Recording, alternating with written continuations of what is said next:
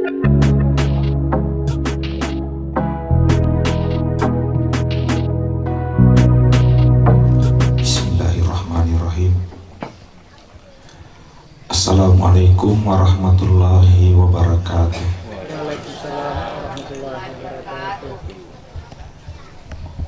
Alhamdulillah, alhamdulillahi rabbil alamin. Wabihi nasta'inu ala umuri dunya waddin.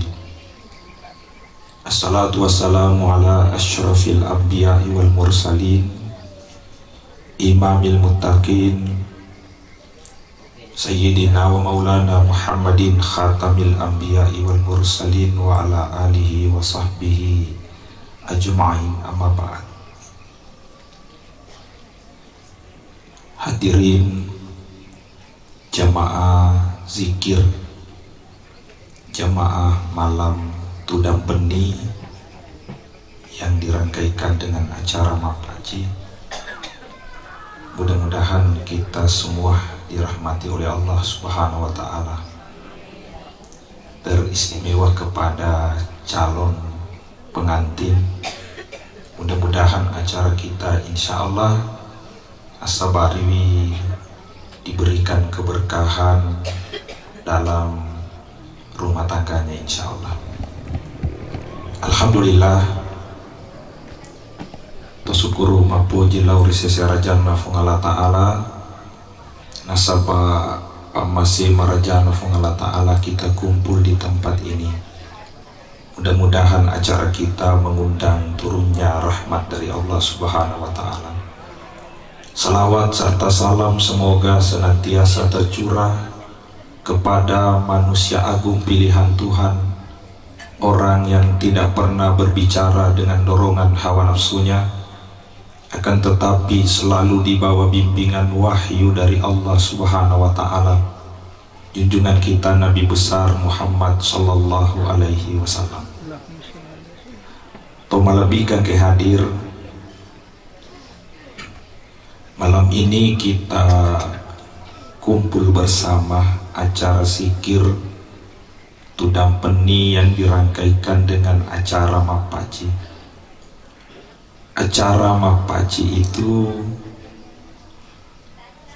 acara adat tradisi yang sejak dulu, namun kita berusaha untuk memasukkan nilai-nilai keislaman di dalamnya, sebagaimana yang dikatakan oleh Imam Ibnu Hajar Al-Asqalani. Dia mengatakan bahwa ad-du'a'u bil isyarah, berdoa dengan menggunakan simbol atau isyarat.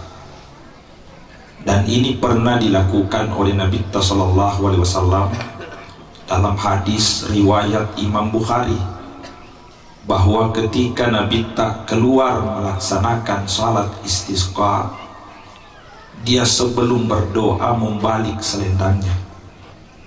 Itu diantara doa isarahnya, dengan harapan keadaan yang kemarau ini bisa berbalik keadaannya. Dari kemarau tentu turunnya hujan. Itu doanya Nabi dalam bentuk simbol. Pernah juga Abu Hurairah, seorang sahabat yang banyak meriwayatkan hadis, menyampaikan kepada Nabi sallallahu alaihi wasallam, "Ya Rasulullah, saya mendengarkan hadis yang kamu sampaikan, tapi sering saya melupakannya. Sering saya lupa." Maka Nabi mengatakan kepada Abu Hurairah, "Silakan bentangkan sorbanmu." Ya, setelah dibentangkan sorban, isurai gulungi, kemudian ikat sorban itu. Setelah saat itu minta hurane fagur ko Nabi sallallahu alaihi wasallam. Kata Abu Hurairah, tidak pernah lagi saya lupa dengan hafalan saya. Jadi Nabi mendoakan tapi menggunakan simbol kepada orang itu. Maka ini salah satu dasarnya yang digunakan bahwa berdoa dengan simbol seperti acara mapaci itu dibolehkan dalam agama kita. Simbol-simbolnya itu akan jadi doa. Tapi yang terpenting juga kita yang hadir, apalagi yang diminta untuk menaburkan paci nantinya, tentunya sangat diharapkan doa-doa kita. Membina rumah tangga itu tidak semudah dengan membalikkan telapak tangan.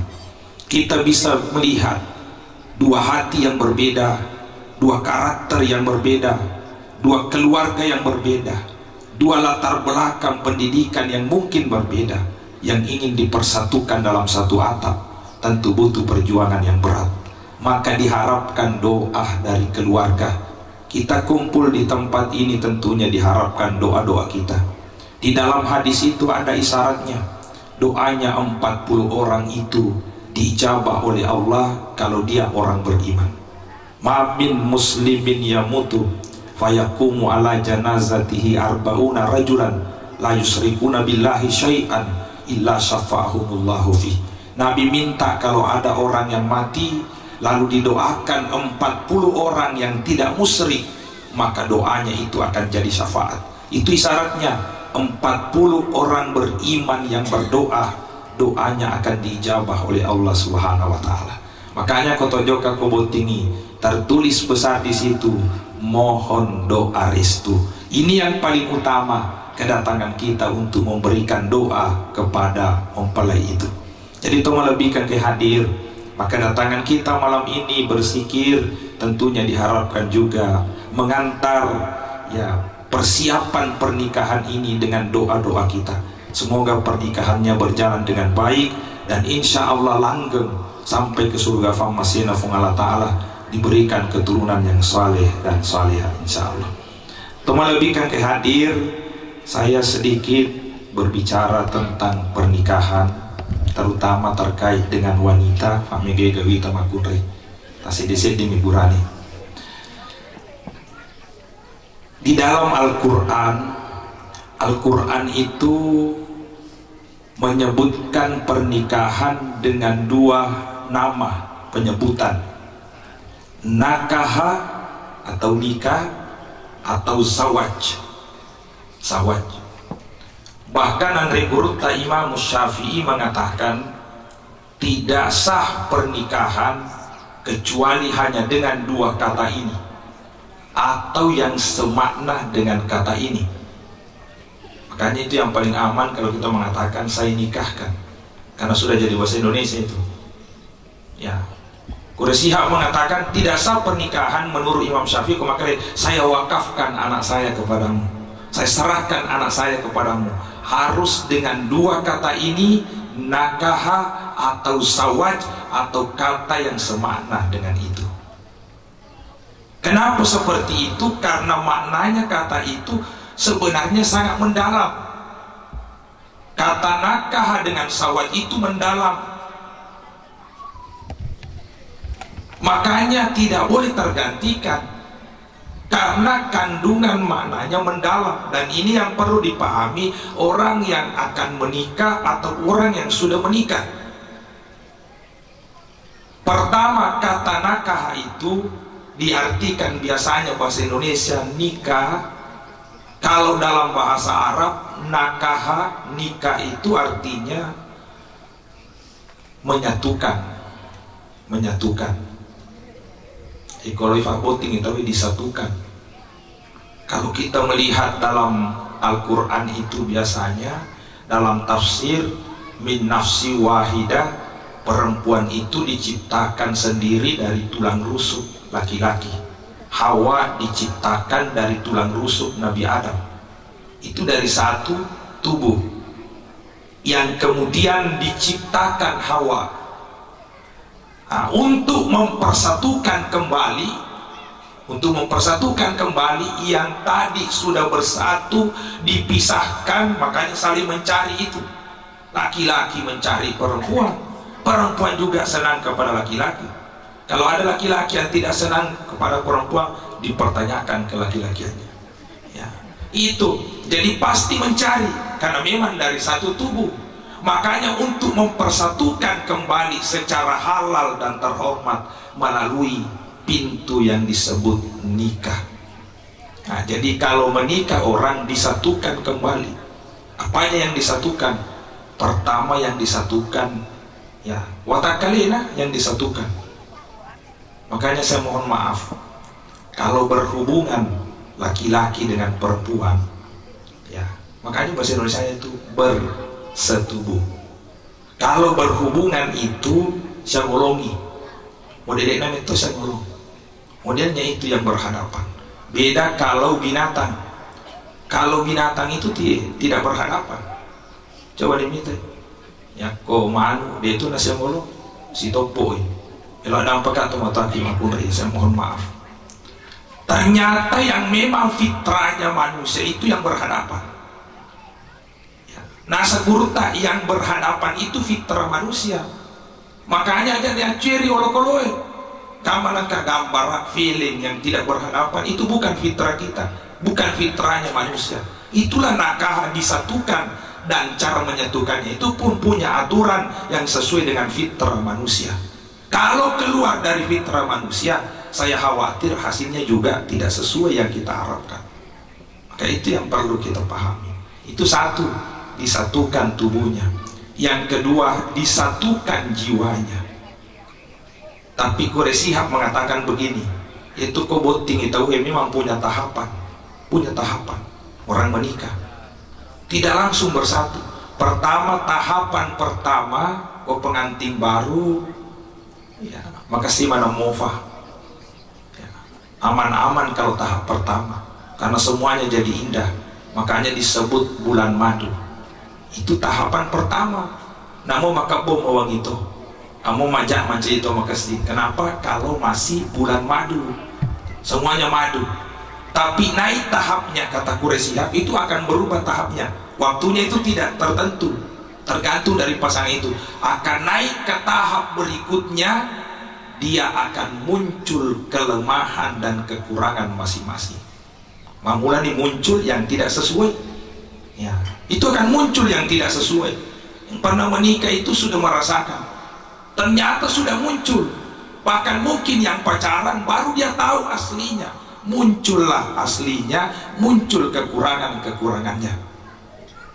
Dan di sini perlu perjuangan. Di sini perlu perjuangan, kata Quraisy Shihab.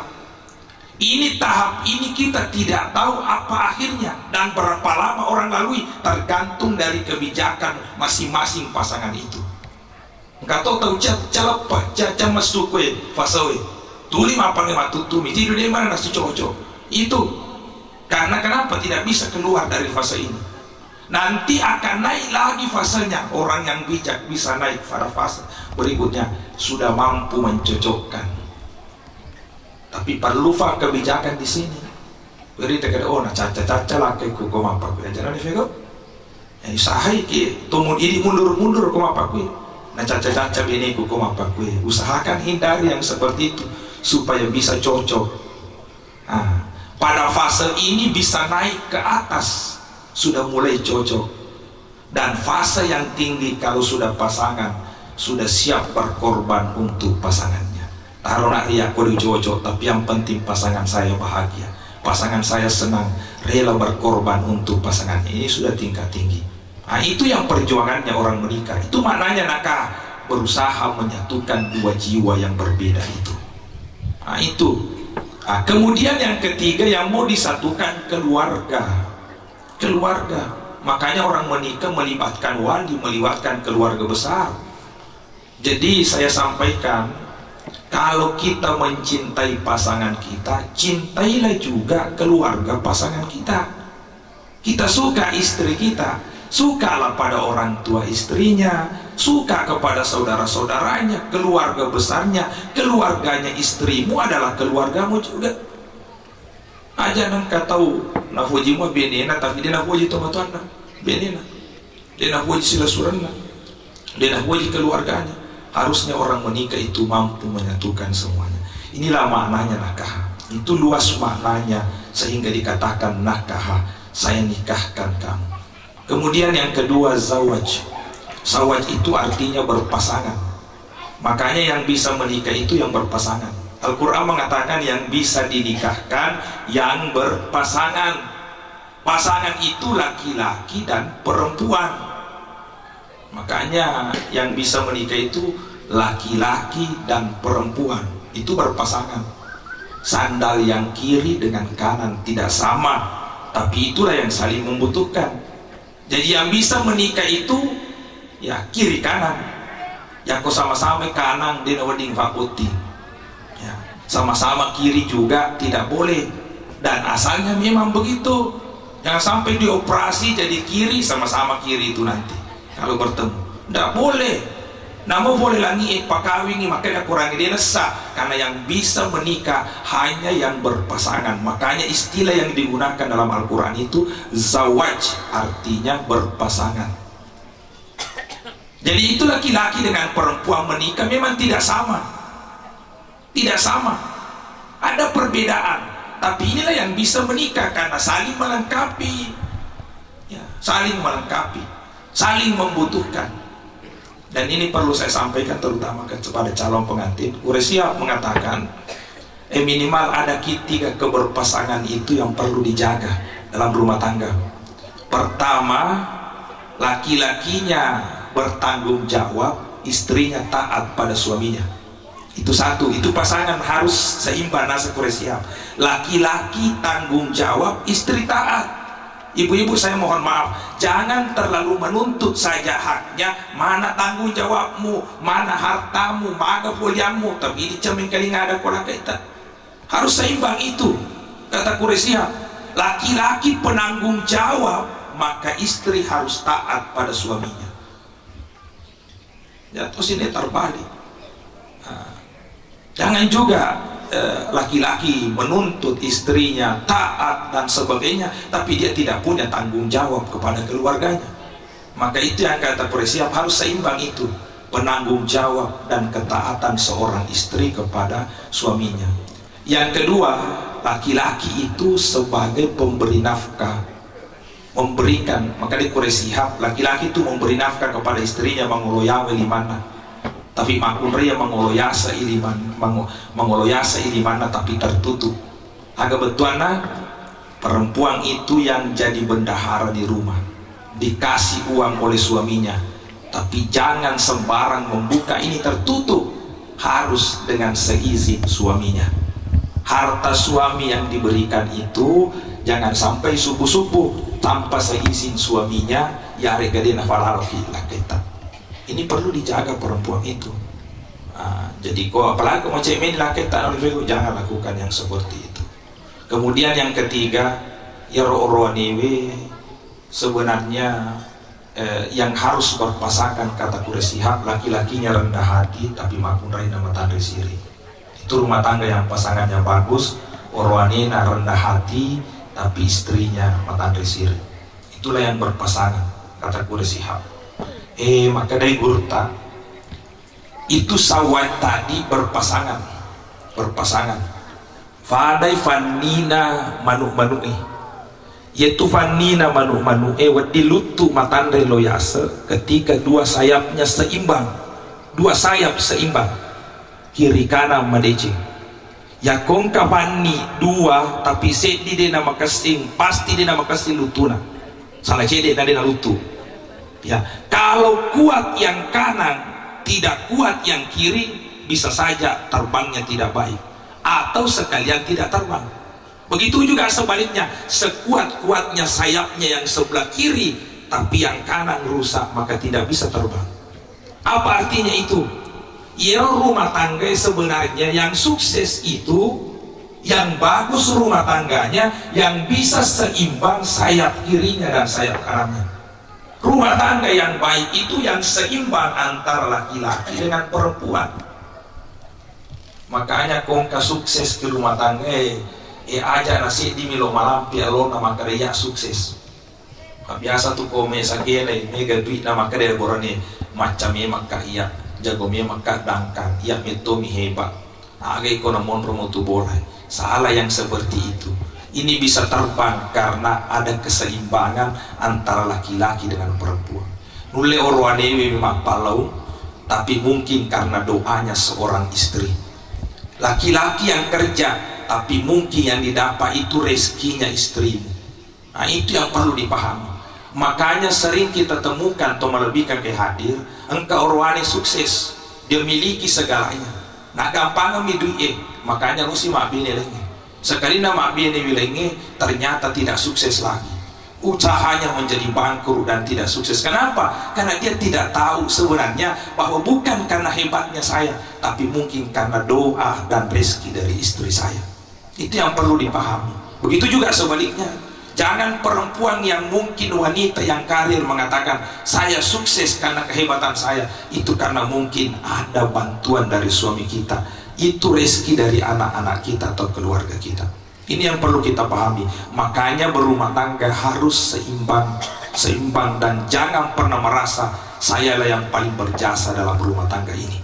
Itu yang perlu. Makanya kata zawaj itu mengingatkan kepada orang yang menikah bahwa zawaj itu orangnya harus berpasangan dengan baik untuk menyukseskan rumah tangganya, bisa selamat di dunia, bahkan selamat mati solimurin Allah Ta'ala. Makanya ini perlu kecocokan.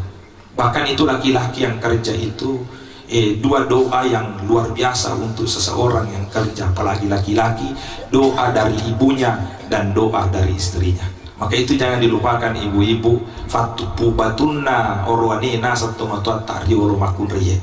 Maka ini perempuan ketika suaminya kerja, silahkan kita berdoa kepada Allah, salat duha, berdoa mohon kepada Allah untuk kesuksesan keluarga kita. Itulah rumah tangga yang bisa terbang ke atas sesuai dengan makna kata zawaj.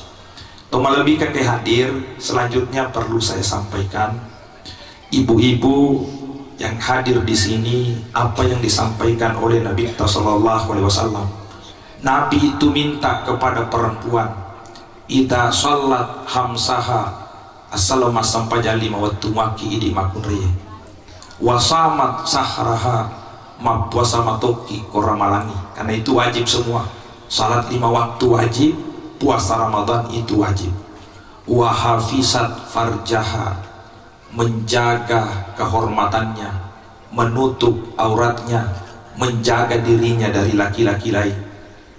Wa ta'at saujaha, lalu dia taat kepada suaminya. Maka perempuan itu dipersilahkan memilih pintu surga manapun yang bisa ditempati masuk. Jadi itu ibu-ibu, maka apa mitota surga.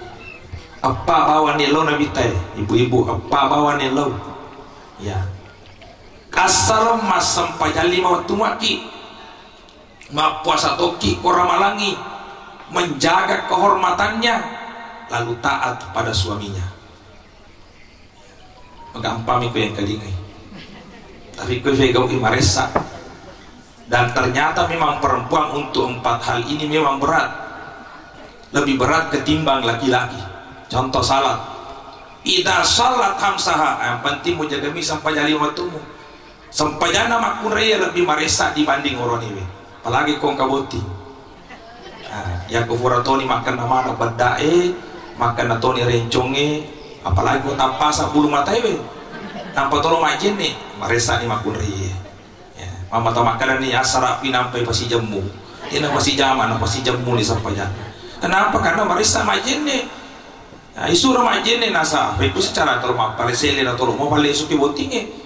Coba kalau laki-laki jadi, ya itu orang majene ipasa si jasa jadi si fema. Maka istiqamahnya perempuan ini menjaga sholatnya ini berat memang, berat untuk salat 5 waktunya. Fika ni makun reye ya ko, misalnya kena loroi, lo mas sampainya subuh, timin anak nama jojo ni fakiana, itu sudah berat itu bagi perempuan. Itu susahnya perempuan. Fika ini kalau halangan, perempuan yang halangan itu biasa ada tuh rumah pak mula subuh. Tuh rumah pak mula subuh mas ceme. Mana keterima pak mula subuh tutup berarti subuh tutup bina apa aja. Padahal perempuan ini harus menjaga. Ya koloro wina faja di halangan, maka wajib mandi di waktu duhur itu dan salat duhur. Ya kota salai berarti makin raki lorota. Kau terima apa mula subuh kina loro apa aja, laba loro laba asara mangaribi isai apa memang nih siulan tak terpas angin rasa pajata. Ya, coba itu susahnya perempuan. Kali kau nak jaga biar dan tahu laki-laki harus tahu itu. Baca noga halangan, cermin. Mana tuh limon rota yang subuh. Ya, itu. Ini beratnya perempuan masalahnya. Yang kedua perempuan puasanya. Ya puasa maresa to makureye. Ya pura di halangan nampas si minggu indrena. Maresa sifat soro-soro pajai. Ya pak mandri tahu nasa ngidi dia to mandri. Ya. Yang kedua kalau tiba-tiba dia hamil di bulan Ramadan. Ya kemalori biasa lada hamil di bulan Ramadan sudah dia nak puasa, atau dia nak hamil tapi menyusui sudah dia nak puasa Ramadan. Dalam moya kalau boleh suluri saliwana Ramadan ya, harus diganti itu di luar Ramadan. Awak kata aku rena sama bayar fidya mana apa apa susu kan mau bayar fidya mana apa karena saya hamil, padahal tidak begitu. Ya kau perempuan yang hamil atau menyusui, kenapa tidak puasa? Saya tidak puasa karena memang fisik saya tidak mampu. Saya terlalu lemah karena di saat hamil, maka diganti saja. Kenapa Bapak itu malah saya setelah bulan Ramadan ganti puasanya di kadang. Tapi kodena puasa, destana dena ulema puasa, mau atas lah fisiknya.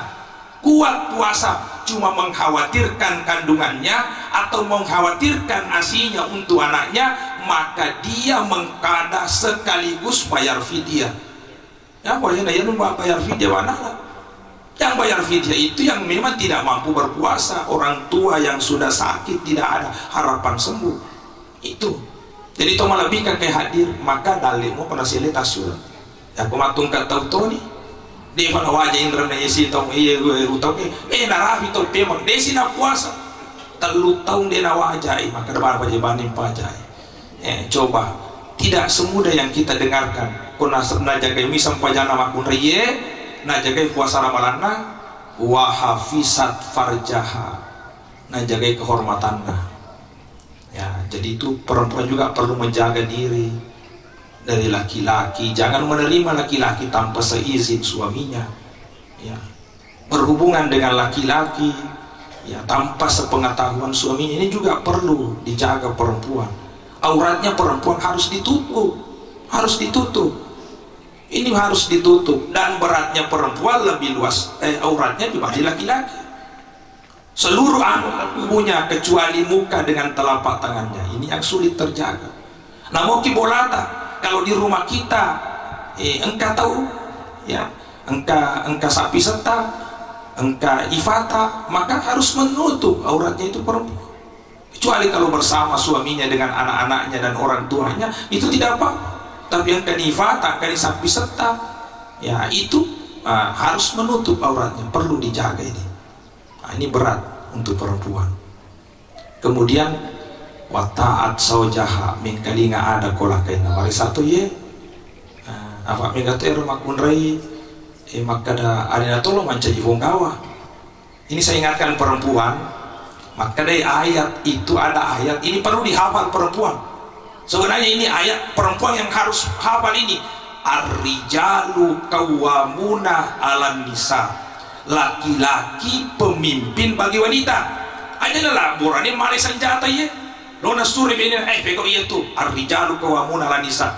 Nak pakai menindas misa ayat perempuan yang harus tahu, lebih tahu ini ayat ar-rijalu qawwamuna 'alan nisa, laki-laki pemimpin bagi wanita. Siapa yang menetapkan itu? Allah. Allah yang menunjuk suami saya. Makanya saya tidak melihat siapa suami saya, tapi yang saya lihat ini perintah Allah. Ini perintah Allah. Saya wajib mentaati suami. Taatku pada suamiku berarti saya taat kepada Allah. Tapi kalau saya membangkang pada suami, berarti saya membangkang perintah Allah, karena yang menetapkan itu adalah Allah. Ini yang perlu dipahami perempuan. Jangan tetangga yang makan ninggal akaiku, tidak usah. Namun matan resiko lata ini makunriye dibanding urwanina. Tapi buang latala jaloi, itulah pemimpinmu, taat kepada itu. Makanya itu menurut Khadijah, ibu-ibu, kalau kita mendengarkan, melihat sejarahnya, Khadijah itu ibu bene ko Nabi 40 tahun umurnya, Nabi 25 tahun.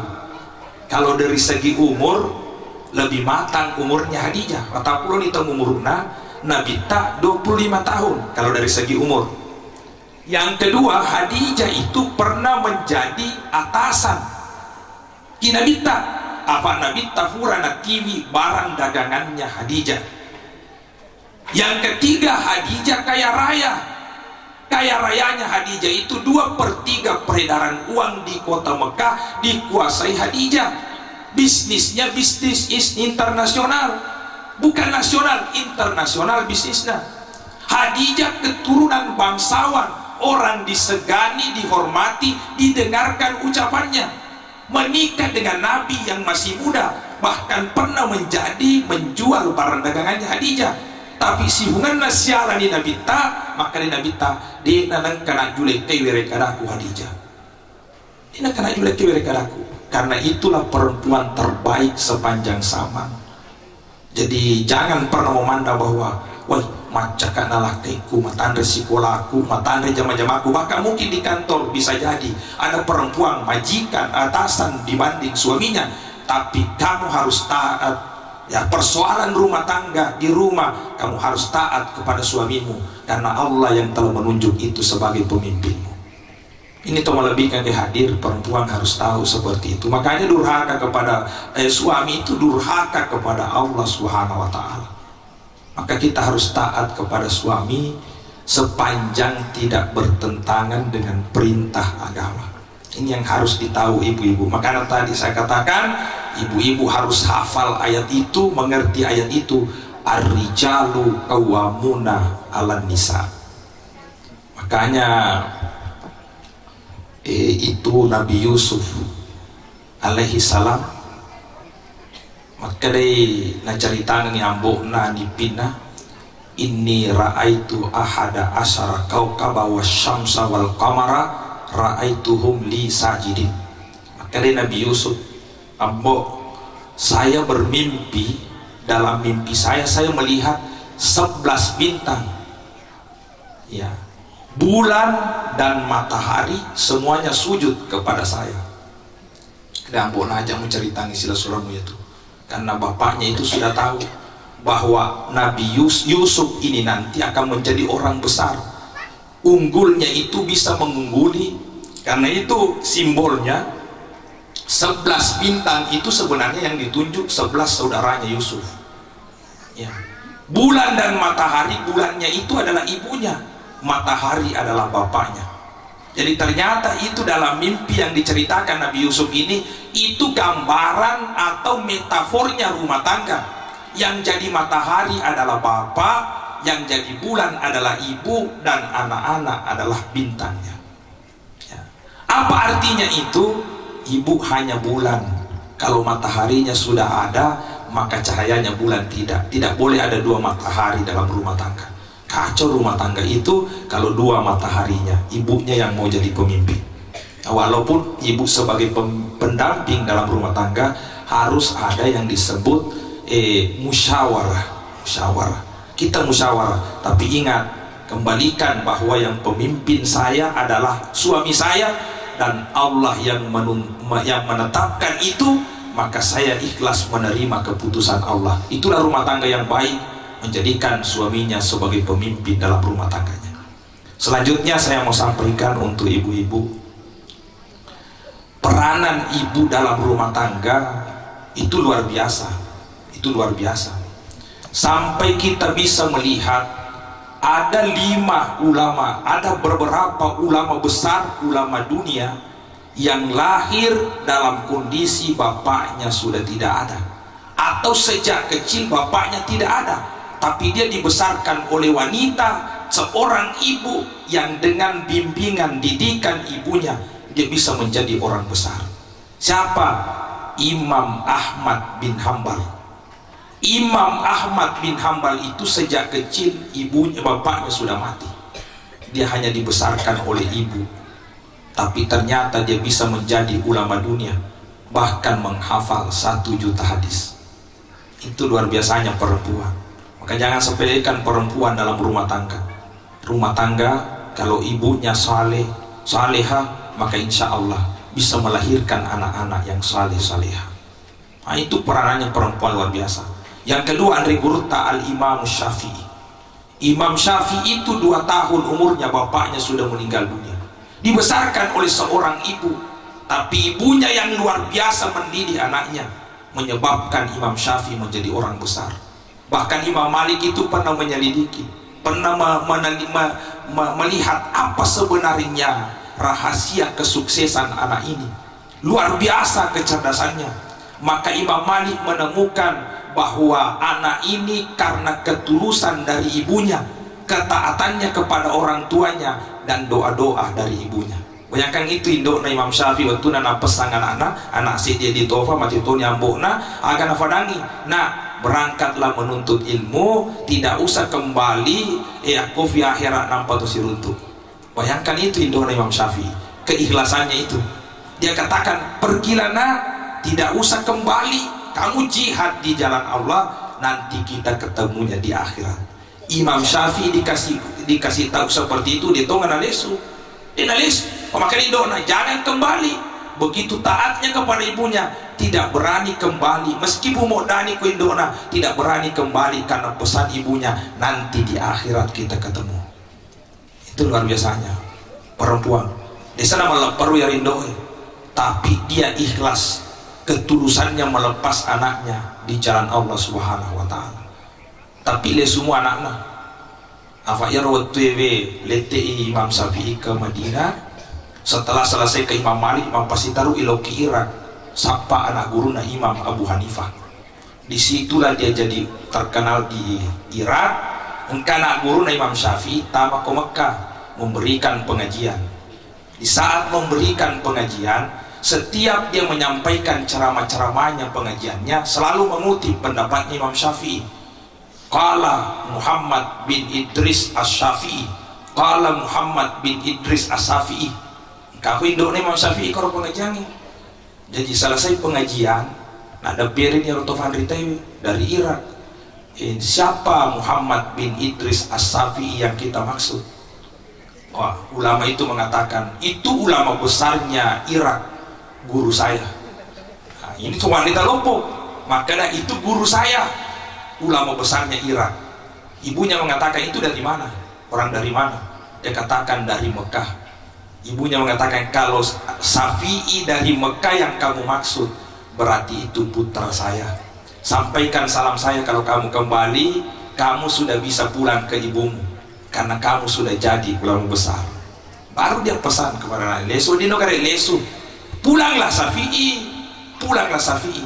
Tapi di saat dia pulang, sebelum sampai ke rumahnya, nalini jorok kabar indok na suruh santri na padang indokku macawi nak letu ada mak di perbatasan. Apa itu sunnah Nabi tako atau boleh joka na tolo letu ko keluarga ta, maka sampaikan dulu kabar sebelum sampai, jangan bikin kejutan. Ya, tapi musilang ibami tahu boleh sompo tapang kabawami. Boleh bikin kamu baik. Sampaikan dulu bahwa saya sudah dekat mau sampai, supaya kong kato ilatuki ada persiapannya, keluarga yang kita mau datangi juga ada persiapannya. Syafi'i sebelum sampai ke ibunya, nasura nak guruna, enong padang jor indoku, saya sudah di perbatasan. Ibunya mengatakan, akan kuliah. Maka dia harus anturi na mega lada gagana. Mega utana, pak ya ini kita wanita lopo saleh lesul pulang kampung, dikasih unta banyak sekali, bahkan emas uang banyak. Marioni harus antri na orang indok na mega unta na mega ulawan na mega duit na kuliah. Maka indok na padang Imam Syafi'i dah mau aja na kare mata utama memang. Dia na janji na terima ke indok. Di sana suruh komatuntu pak di sana sapa unta, sapa ulawan, sapa duit, na suruh mau joka sapa pak di sana. Tidak, saya tidak mau terima kembali. Maka kembalilah santri ini sampaikan ke Syafi'i. Syafi'i mengatakan, agama mau padangi. Maka nak nasa megala ada unta, mega to duit, mega ulawan. Kudu salami aku mana kira mau padangi. Ya biar mana ngiru lawangi, nah biar tunte ki perbatasani. Baru nasura fema santrina sampaikan. Joka ko fema padangin doku, damu capu mana ni ulawan na. Capu to ni untana, capu to ni duitna, yang dia bawa pulang hanya ilmu dan kitabnya, baru diterima oleh ibunya. Itu rahasia suksesnya. ibunya yang istiqamah mendidik ketulusan anaknya, dan dia sendiri orang yang ikhlas. Doa-doanya ibunya dan ketaatannya Syafi'i membuat dia menjadi orang besar. Jadi dia besar dididik oleh seorang wanita yang hebat. Ya, Al-Imam Abul Fida Ismail Ibnu Katsir, penulis tafsir Ibnu Katsir, tafsir Al-Quran Azim, ini juga lahir dalam keadaan yatim, masih kecil, bapaknya sudah meninggal dunia, hanya dibesarkan oleh ibunya. Jadi itu semua sudah sejak kecil dia sudah yatim. Andai guru Imam Bukhari, penulis kitab Sahihul Bukhari, hadis yang paling tinggi diakui, tapi dia lahir juga dalam keadaan yatim. Bahkan di waktu kecilnya dia dalam keadaan buta, dengan doanya ibunya matanya disembuhkan kembali. Ibnu Hajar Al-Asqalani juga seperti itu. Kenapa saya sampaikan semua ini? Saya mau sampaikan kepada semua ibu dan kepada calon pengantin bahwa peranan seorang perempuan dalam kesalehan seorang anak yang dia nanti diberikan oleh Allah sangat besar pengaruhnya. Apalagi yang mengandung anak itu 9 bulan 10 hari berada dalam perut seorang perempuan. Makanya itu peranannya perempuan sangat luar biasa. Ini perlu dipahami perempuan. Bahkan itu Habib Lutfi bin Yahya itu mengajarkan bahwa salah satu tiragatnya, jalannya supaya anak kita bisa menjadi baik, kasihlah makanan halal kepada anakmu. Dan setiap ibunya Nabi Saywi beremelo anasungengi anakna, maka bacalah basmalah 21 kali dan bersalawat 11 kali. Yang bisa melakukan itu perempuan. Ya, kalaupun laki-laki 1-2 kali yang memasak, istiqamah seperti itu. Bahkan ada seorang ulama besar ditanya ibunya, bagaimana anakmu bisa menjadi cerdas dan begitu luas ilmunya, begitu hebat? Salah satu dia amalannya, ya, kalau saya mau menyusui anak saya berwudu dulu sebelum menyusui anaknya. Tidak pernah menyusui anaknya kecuali dia punya wudu. Ya, selalu mendoakan anak-anaknya. Ini peranannya seorang perempuan yang luar biasa. Maka ini perlu menjadi perhatian seorang ibu. Kesalehan seorang perempuan akan terbawa kepada anak-anaknya. Itu akan terbawa kepada anaknya. Banyak orang hebat yang lahir dari wanita-wanita yang hebat. Untuk melebihkan kehadir, barangkali ini yang sempat saya sampaikan pada kesempatan ini. Mudah-mudahan yang saya sampaikan Allah Ta'ala terakhir untuk kita semua. Saya belajar dari Al-Quran, dari doa dari 2 orang. Doanya Nabi Ibrahim alaihissalam dan doanya Nabi Zakaria alaihissalam. Nabi Ibrahim berdoa, Rabbi habli minas salihin, minta anak salih. Nabi Zakaria, Rabbi habli min ladunka zuriyatan thayyibah, minta anak yang baik. Dua-duanya itu melahirkan Nabi dari doanya. Jadi 2 doa ini bisa diamalkan ibu-ibu. Jadi bapak-bapak amalkan ini doa. Rabbi habli minas salihin, Rabbi habli min ladunka zuriyatan thayyibah. Dua-duanya menghasilkan Nabi. Nabi Ibrahim melahirkan Ishak dan Ismail, Nabi Zakaria melahirkan Nabi Yahya. Tapi ternyata ikhtiarnya itu berbeda yang diajarkan oleh Allah. Yang minta anak saleh diperintahkan Nabi Ibrahim, bawa anakmu ke Mekah, dekatkan dengan Ka'bah supaya salatnya bisa menjadi baik. Makanya Nabi Ibrahim itu meninggalkan anaknya, dibawa Ismail ke Mekah sambil dia berdoa, inni askantu min suryati biwadin ghairi zi zar'in inda baitikal muharram. Ikhwan, utiwi anakku di Mekah ini di sebuah lembah ghairi zi zar'in yang tandus, inda baitikal muharram, tapi macawe folit kibolamu, macawe Ka'bah dekat Masjidil Haram. Rabbana liyuqimus shalah, mudah-mudahan dia bisa mendirikan salat. Jadi Nabi Ibrahim minta anak saleh, Allah berikan ikhtiar, dekatkan dengan masjid pada cengi sampayana apa anak saleh melau.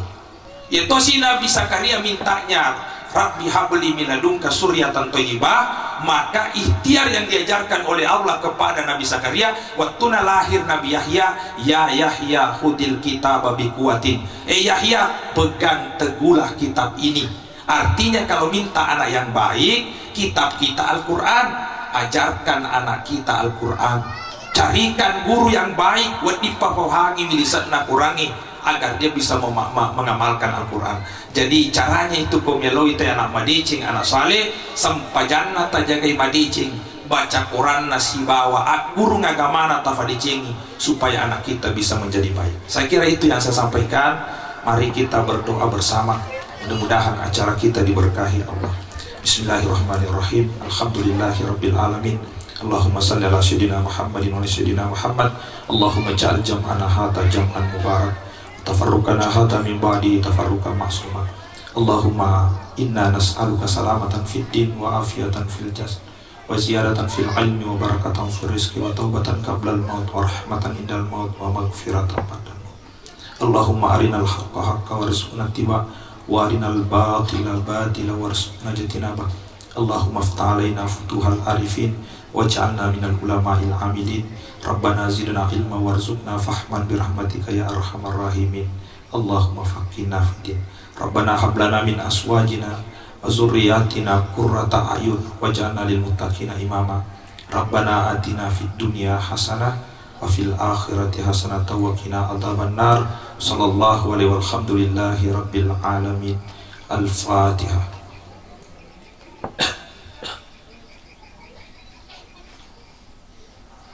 Wabillahi taufiq wa sa'adah. Assalamualaikum warahmatullahi wabarakatuh.